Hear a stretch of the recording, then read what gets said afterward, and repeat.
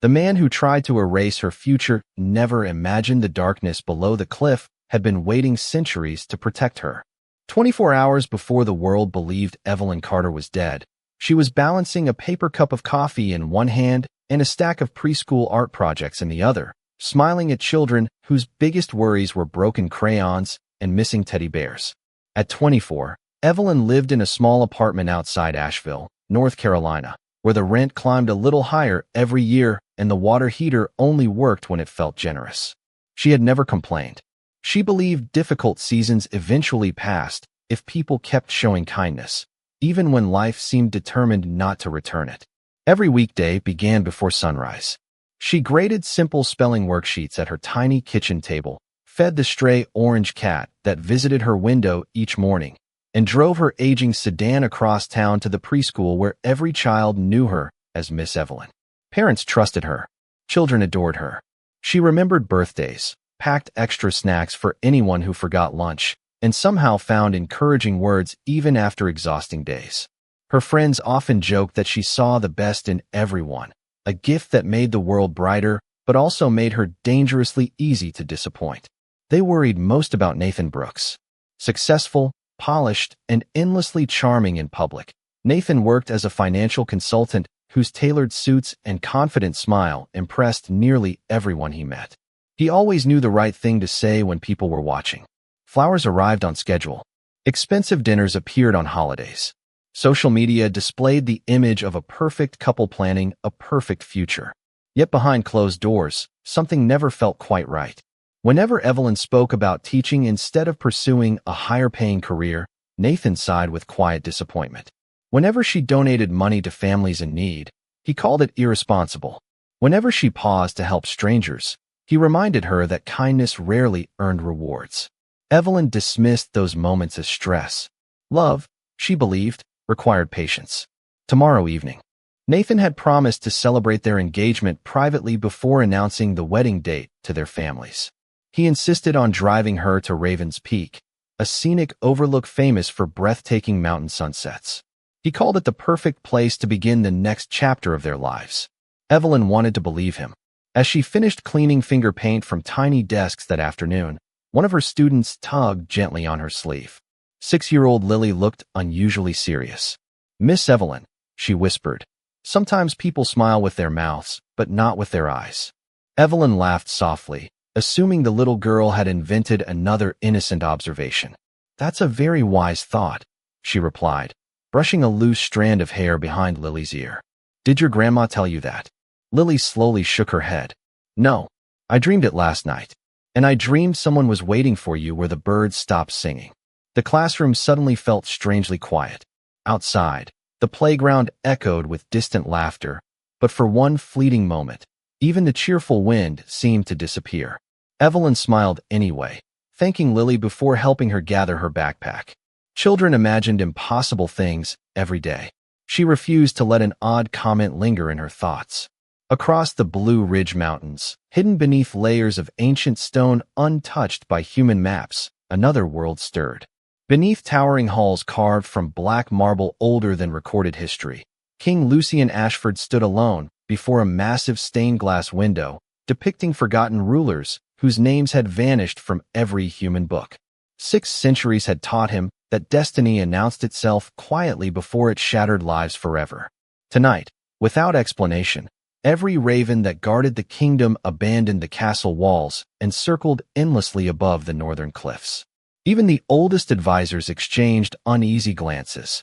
Lucian lifted his pale gaze toward the darkening sky, feeling a familiar force awaken inside his immortal heart for the first time in decades. Somewhere beyond the mountains, someone was falling toward a fate neither heaven nor earth had ever intended. The following evening arrived wrapped in amber light and drifting mountain fog, turning the winding roads outside Asheville into ribbons of gold and shadow. Nathan insisted on driving, saying that tonight was too special for Evelyn to worry about directions or traffic. She settled into the passenger seat with a small wicker basket resting on her lap, filled with homemade sandwiches, fresh strawberries, and a chocolate pie she had baked before sunrise. Nathan smiled when he saw it, but the smile disappeared almost as quickly as it came. His attention returned to the road, his fingers tapping the steering wheel in a restless rhythm that Evelyn had never noticed before. They climbed steadily toward Raven's Peak, where pine trees stretched across the ridges and hawks floated effortlessly above the valleys below. The overlook was famous throughout western North Carolina for breathtaking sunsets. Couples became engaged there. Families gathered for photographs. Tourists traveled hundreds of miles to watch the sun disappear behind endless blue mountains. Tonight, however, the parking area stood strangely empty. Even the usual park ranger station sat dark and silent. "Looks like we have the whole place to ourselves," Nathan said with a forced laugh. Evelyn looked around, surprised. "I thought there would be more people." Weather forecast probably scared everyone away. She glanced upward. The sky remained perfectly clear except for a handful of dark ravens circling much higher than seemed natural. They never landed. They simply circled, again and again, as though waiting for something only they understood. A cool breeze carried the scent of cedar and distant rain, although no storm appeared on the horizon. They followed the narrow walking trail toward the overlook, passing weathered wooden signs and patches of wildflowers dancing gently beside the path. Nathan walked a few steps ahead, unusually quiet. Normally, he filled every silence with stories about work, future investments, or expensive vacation plans. Tonight, he barely spoke at all. Evelyn tried to ignore the growing weight in her chest. Maybe he was nervous about discussing wedding plans. Maybe he had simply had a difficult week. She reminded herself not to imagine problems that did not exist. When they reached the stone observation platform, the view stole her breath away. Layer after layer of rolling mountains stretched across the horizon, glowing beneath the fading sunlight. It felt as though the entire world had paused for one perfect moment. Evelyn smiled softly. "It is beautiful." Nathan stepped beside her, his expression unreadable. "Do you trust me?" She looked at him with gentle confusion. "Of course I do." His eyes lingered on her face for several long seconds, searching for something she could not understand. "Even if everything changed," he asked quietly. She laughed, hoping to lighten the mood. "Life changes every day."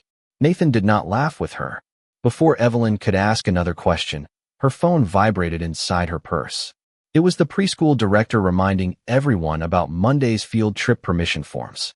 Evelyn smiled at the ordinary message and quickly slipped the phone away. Behind them, the ravens suddenly stopped circling. Every bird turned toward the valley at exactly the same instant.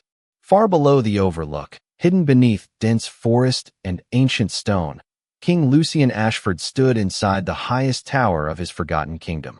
His royal astronomer hurried across the chamber carrying an old brass instrument etched with symbols that had not been spoken aloud in centuries. "Your Majesty," the elderly advisor whispered, struggling to steady his voice.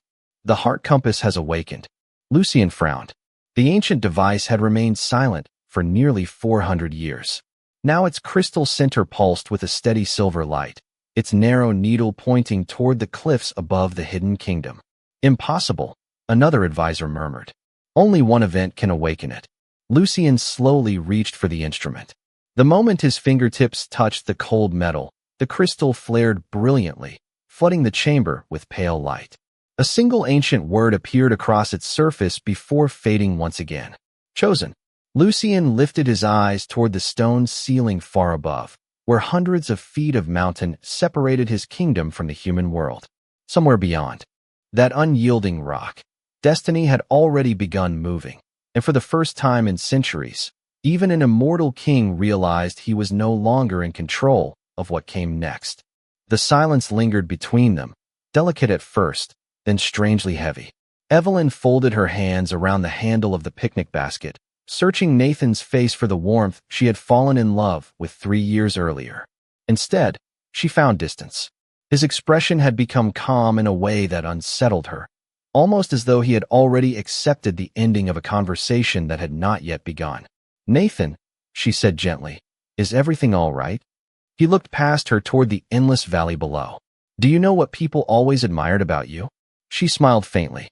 "Probably that I bring homemade pie everywhere." "No." His voice remained almost emotionless. "It is that you believe everyone deserves a second chance." Evelyn nodded slowly. "I still believe that. That is your greatest strength." He paused before adding, It is also your greatest weakness. A cool gust of wind swept across the overlook, carrying dry leaves over the stone platform. The ravens above began circling again, this time much faster than before. Their calls echoed through the mountains like distant warnings. Evelyn stepped closer, trying to understand what had suddenly changed. "You are frightening me." Nathan finally met her eyes. There was no anger there, no panic, only quiet determination. "I am sorry," he whispered. "I truly am." Before Evelyn could answer, the loose gravel beneath her shoes shifted unexpectedly near the edge of the overlook.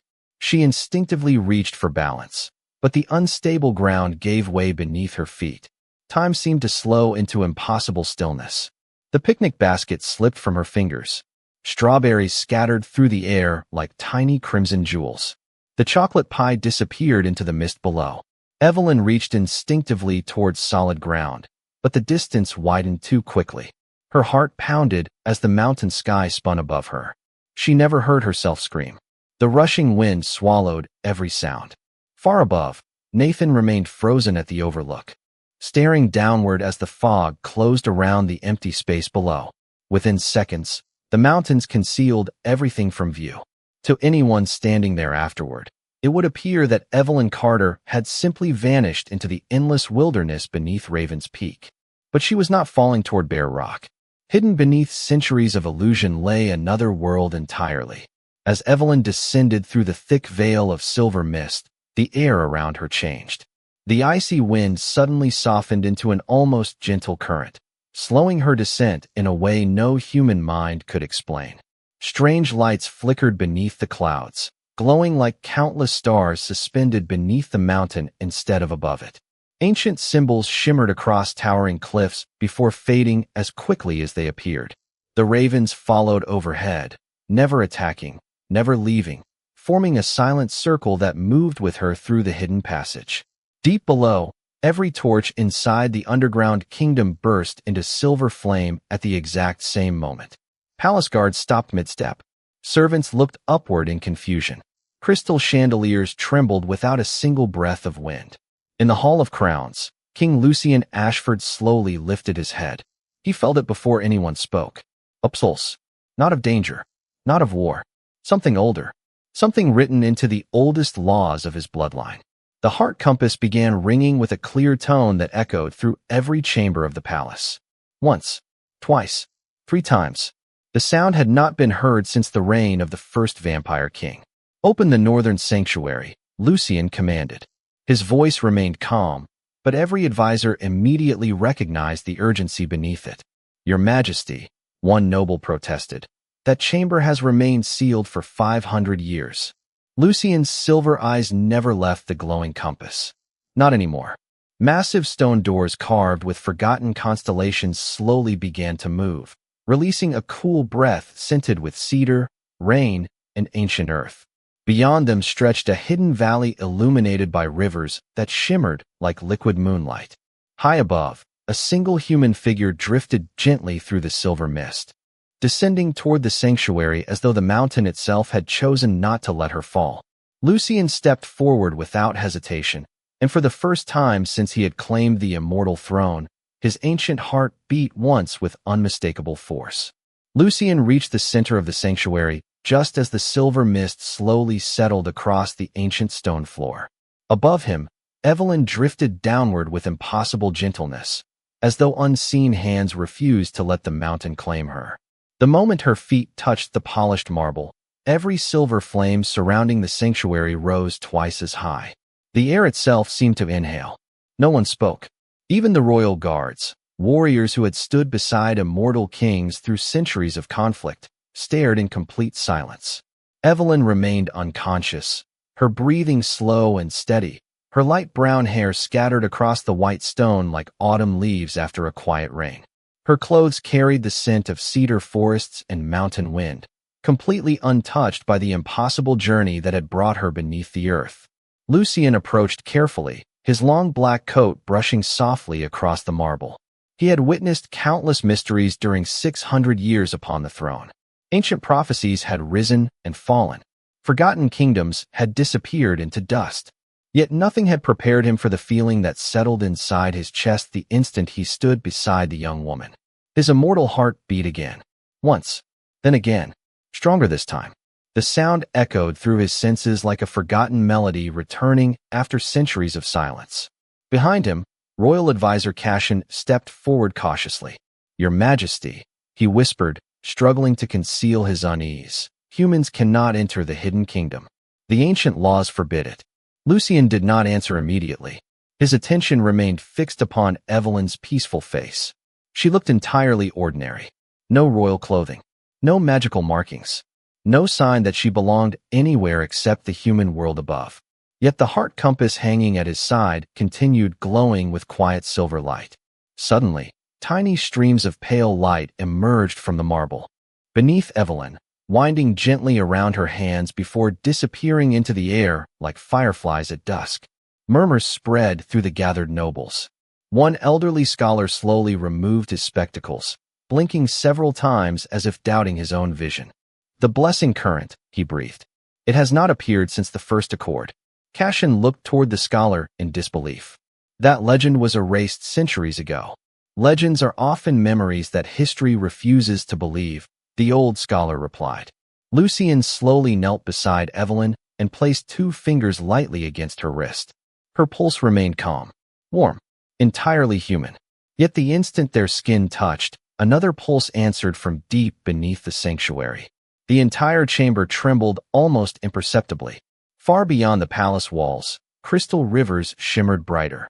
Ancient bells hidden within distant towers began ringing on their own. Hundreds of ravens resting across the kingdom suddenly took flight, filling the underground sky with black wings that reflected silver light instead of sunlight. Evelyn stirred softly, her eyelashes fluttering as though waking from an unusually vivid dream. She frowned slightly before opening her eyes. For several long moments, she simply stared upward at the towering crystal ceiling, where thousands of glowing stones resembled a night sky filled with unfamiliar stars. Confusion slowly replaced the calm in her expression. She sat up carefully, immediately noticing the strangers surrounding her. Elegant men and women dressed in dark ceremonial robes stood motionless around the sanctuary, their pale faces revealing equal measures of curiosity and caution. At the center stood a tall man with silver eyes unlike anything she had ever seen. Lucien extended his hand without speaking. His voice, when it finally came, was calm enough to quiet every whisper in the chamber.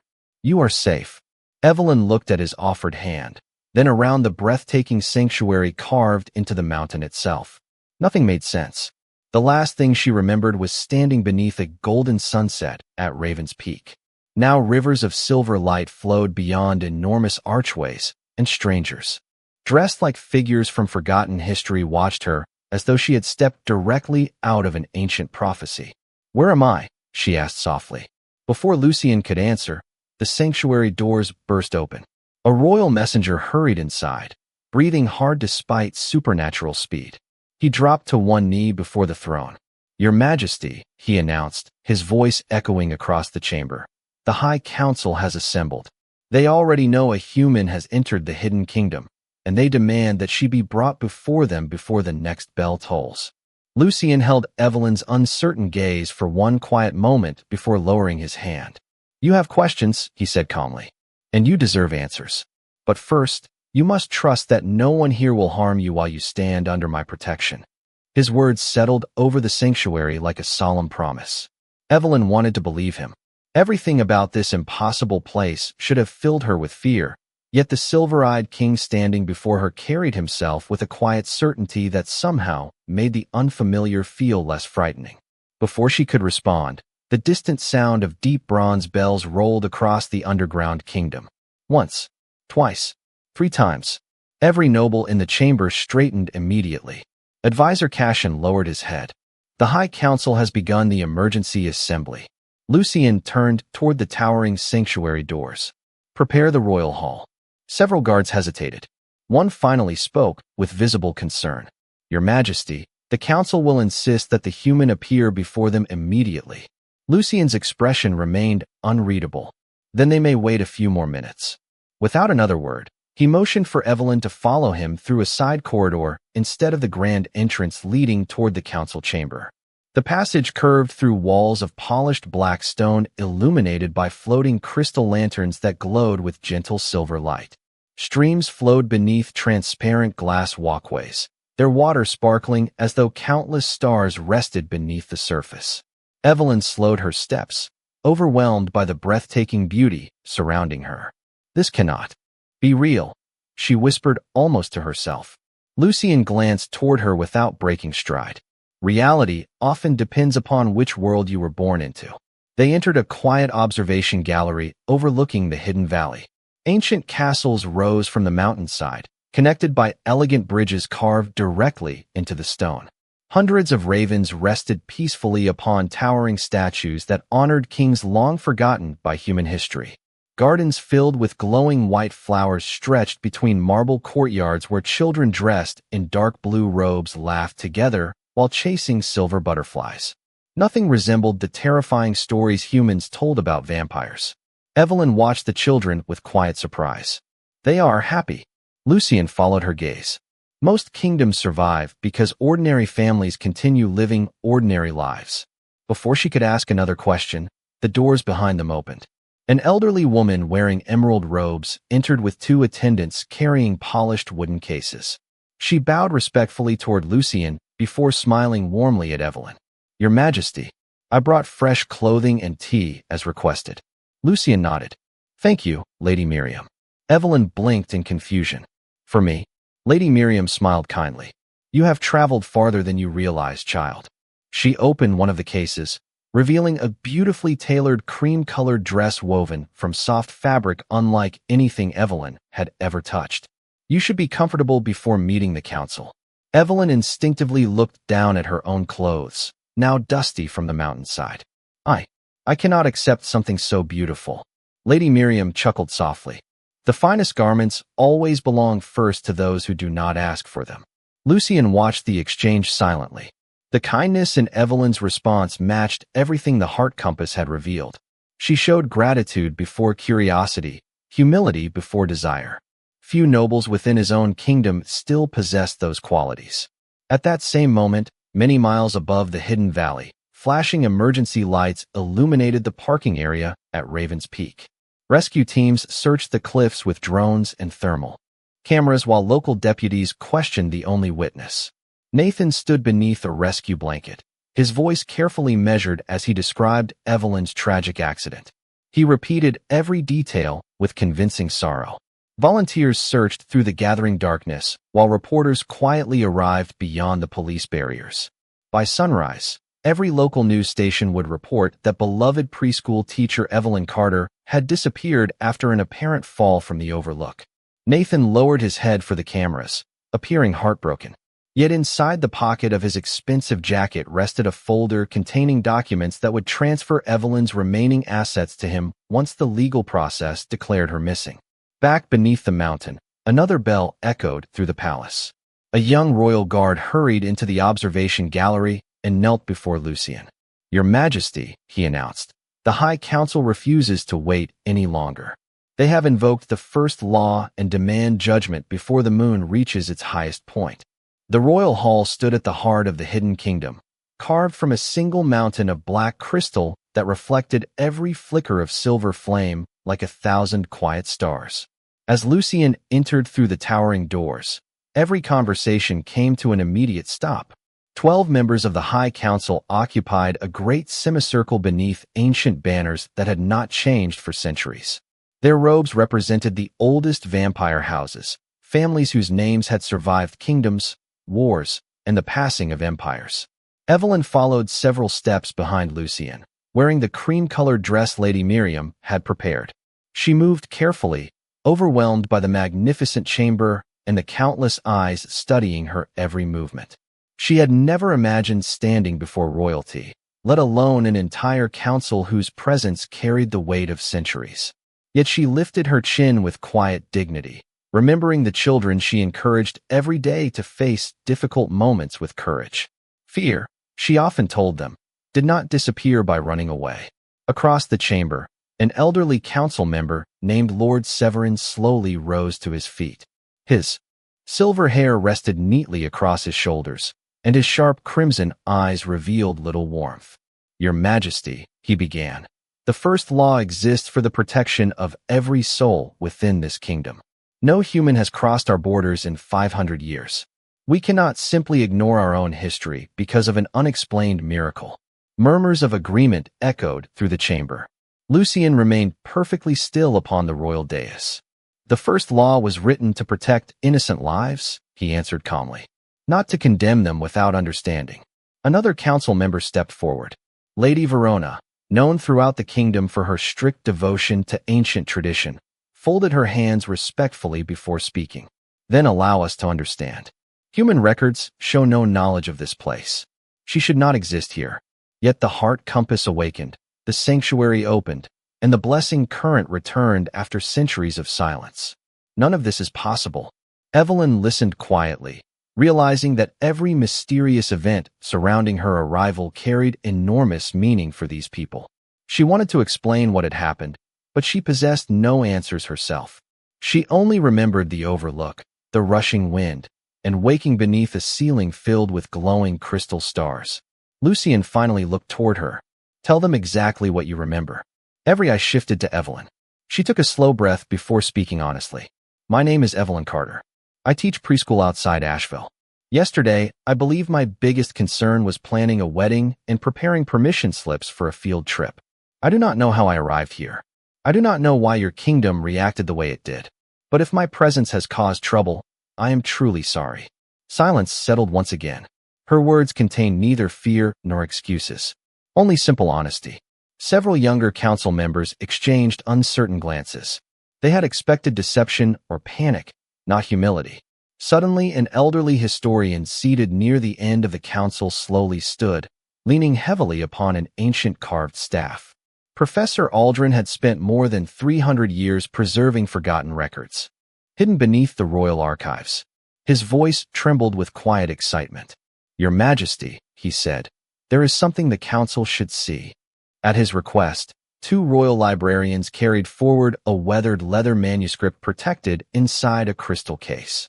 Dust shimmered across its surface as the case was carefully opened. Aldrin turned fragile pages covered in elegant handwriting until he reached a faded illustration. Gasps spread across the chamber. The drawing showed a young human woman standing beside the first vampire king beneath a sky filled with circling ravens. Although centuries separated them, the resemblance to Evelyn was unmistakable. The same gentle expression, the same eyes, even the same small birthmark near her left wrist. Beneath the illustration appeared a single sentence written in an ancient language. Aldrin translated slowly, his voice echoing through the silent hall. "When kindness falls from the world above, the mountain itself shall carry her safely home, and the forgotten promise between blood and mercy shall awaken once again." Lucien looked from the ancient manuscript to Evelyn, whose eyes widened with complete disbelief. Before anyone could speak again, the heart compass resting beside the throne began shining brighter than ever before, filling the entire royal hall with brilliant silver light. The brilliant silver light faded as gently as it had appeared, leaving the royal hall wrapped in a silence so complete that even the crackling of the silver flames seemed unusually loud. No one moved. No one dared to interrupt the meaning of what they had just witnessed. Lucien slowly descended the steps of the royal dais until he stood beside Evelyn once again. His gaze rested briefly on the ancient manuscript before returning to the young teacher whose ordinary life had somehow awakened legends buried beneath 6 centuries of forgotten history. Lord Severin broke the silence first. "A prophecy is not proof," he declared firmly. "Old words cannot replace the first law. If she remains here, every noble house will question the authority of this council." Several members nodded in agreement. Others remained uncertain, unable to ignore the evidence that had unfolded before their own eyes. Professor Aldrin carefully closed the ancient manuscript. "With respect, my lord, history has already spoken. The mountain accepted her. The sanctuary opened. The blessing current returned. Those signs have never answered to politics." Lady Verona folded her hands thoughtfully. "Then perhaps the greater question is not why she arrived, but why now?" Lucien looked across the chamber, his calm voice carrying effortlessly through the vast hall. Exactly. He turned toward the council. For 600 years we have defended these lands from every danger we understood. Perhaps we failed to notice the dangers we refused to understand. Evelyn listened quietly, still struggling to comprehend that strangers were discussing her as though she had stepped directly out of one of the fairy tales she used to read aloud during story time. She glanced toward the towering windows where silver rivers shimmered beneath the underground sky. Everything still felt impossible. Yet one thought remained painfully real. Her family would believe she was gone. Her students would return to an empty classroom. Tears quietly gathered in her eyes before she quickly looked away. Lucien noticed immediately. "What troubles you?" he asked. Evelyn hesitated before answering honestly. "My parents passed away years ago, but the children at my school, they will not understand why I never came back. My friends will think I abandoned them. They deserve better than silence." Her voice carried no complaint for herself. Her first concern remained the people she might have hurt without intending to. The chamber grew unexpectedly quiet once more. Even Lord Severin lowered his eyes for a brief moment. Lucien studied Evelyn carefully. Throughout centuries upon the throne, he had watched ambitious rulers, powerful generals, and wealthy nobles place themselves above everyone else. Yet this ordinary human, standing alone in a kingdom she could barely comprehend, worried first about frightened children waiting for their teacher. Something inside his ancient heart shifted again. Advisor Cashin stepped forward carrying a polished obsidian mirror framed with silver vines. "Your Majesty," he said, "the Mirror of Tides has completed its observation of the human world." Lucien nodded. "Show us." The mirror slowly brightened until moving images appeared across its surface. The council watched in silence as rescue crews searched the mountainside. Reporters interviewed visitors near the overlook. Candlelight vigils were already forming outside Evelyn's preschool. Teachers embraced one another while parents placed bouquets beneath a photograph of Evelyn smiling beside her students. Several children held handmade drawings that read, "We miss you, Miss Evelyn." Tears quietly escaped Evelyn's eyes. She pressed one trembling hand against her mouth, unable to speak. Then the image shifted again. Nathan appeared before television cameras, thanking volunteers for their efforts while describing Evelyn as the kindest woman he had ever known. His expression reflected perfect sorrow. Yet when reporters turned away, the mirror captured a brief moment no human camera had seen. Nathan stepped aside to answer a phone call. His voice became cold and businesslike. "Begin transferring the investment accounts tomorrow morning," he said quietly. "There will not be any complications." The royal hall fell into stunned silence. Lucien's silver eyes narrowed almost imperceptibly. Professor Aldrin slowly lowered his head. "So the mountain did not save her from an accident," he whispered. Lucien continued watching Nathan's reflection until the mirror dimmed once again. When he finally spoke, his voice remained calm, but every person in the chamber recognized the quiet certainty within it. No one who values kindness should ever be abandoned to deception. Then he turned toward the assembled council. "From this moment forward, Evelyn Carter stands beneath the full protection of the crown, and I alone will answer for that decision." The declaration echoed through the royal hall with the quiet weight of an ancient oath. No one interrupted. Every council member understood what Lucien had just done. By placing Evelyn beneath the direct protection of the crown, he had accepted personal responsibility for every consequence that might follow. Lord Severin lowered his head respectfully, although concern remained visible across his face. "Your Majesty, your authority is unquestioned, but the noble houses will demand an explanation. Rumors travel faster than truth." Lucien answered without hesitation. "Then we will give them the truth before rumors have the opportunity to grow." He turned toward Evelyn, whose eyes still reflected both gratitude and uncertainty. "Come with me. There is something you deserve to see." Leaving the royal hall behind, Lucien guided her through another wing of the palace that few visitors had ever entered. The corridors gradually became quieter until they reached a circular chamber built around the roots of an enormous silver tree. Its branches stretched upward through the mountain itself, disappearing into glowing stone far above. Thousands of delicate leaves shimmered softly, each reflecting memories like tiny mirrors whenever the light touched them. Evelyn stopped in silent amazement. "It is beautiful," Lady Miriam, who had quietly followed several steps behind, smiled warmly. We call it the Tree of Echoes. Every generation protects it. The oldest memories of our kingdom rest within these branches. Lucian approached the great tree and gently placed his hand upon its silver bark.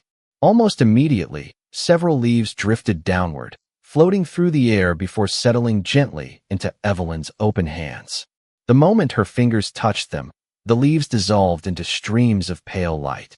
Images surrounded the chamber like living dreams. Evelyn saw an ancient mountain untouched by cities or highways. Human families and vampires worked together beside clear rivers, building bridges from polished stone. Children laughed while chasing ravens that landed fearlessly upon their shoulders. There were no walls separating the two worlds. An elderly human woman offered fresh bread to a young vampire traveler. Our worlds, there was an accord built upon trust instead of power. The visions slowly changed. Evelyn now saw another young woman standing beside the first vampire king. She wore simple clothing rather than royal garments, yet everyone around her treated her with remarkable respect.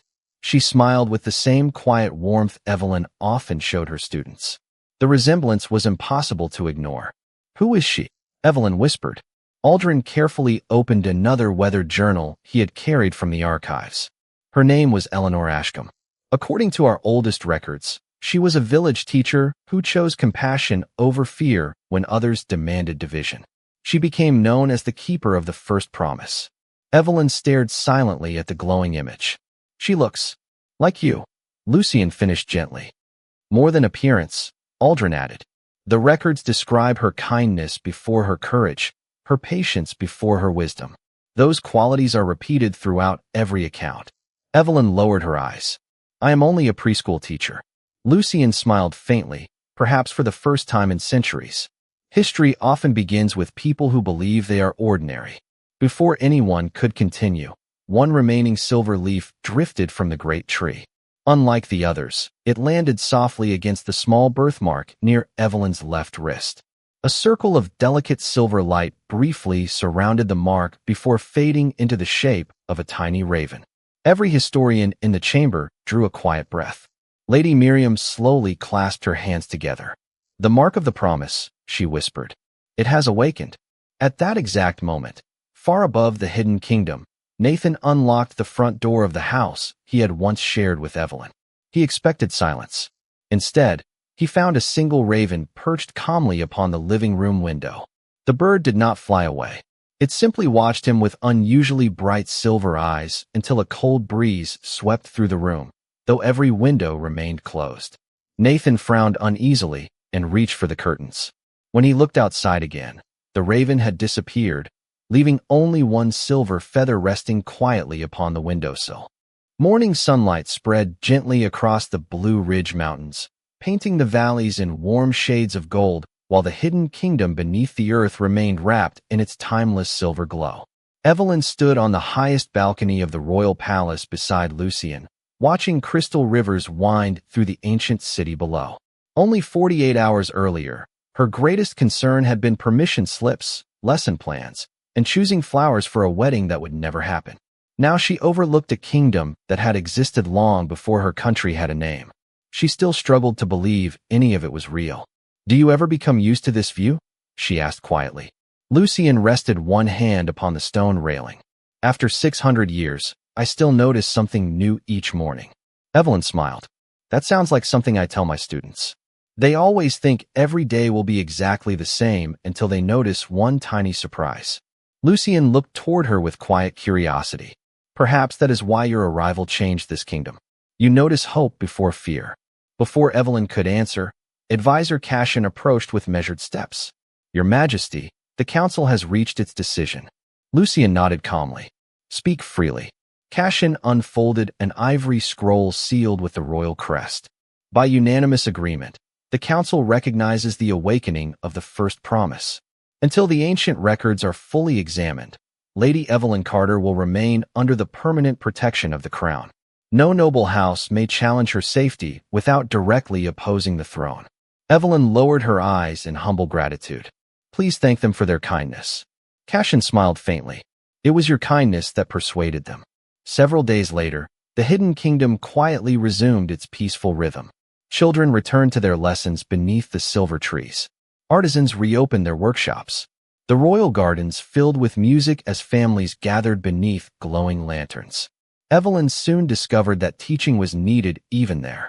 The palace librarian introduced her to a small classroom where young vampire children studied both ancient traditions and the modern human world. Their curiosity reminded her so much of her own preschool students that she quickly felt at home. They asked endless questions about snow days, school buses, birthday parties, and why humans enjoyed marshmallows so much. Their laughter echoed through the palace, carrying warmth into halls that had known centuries of solemn silence.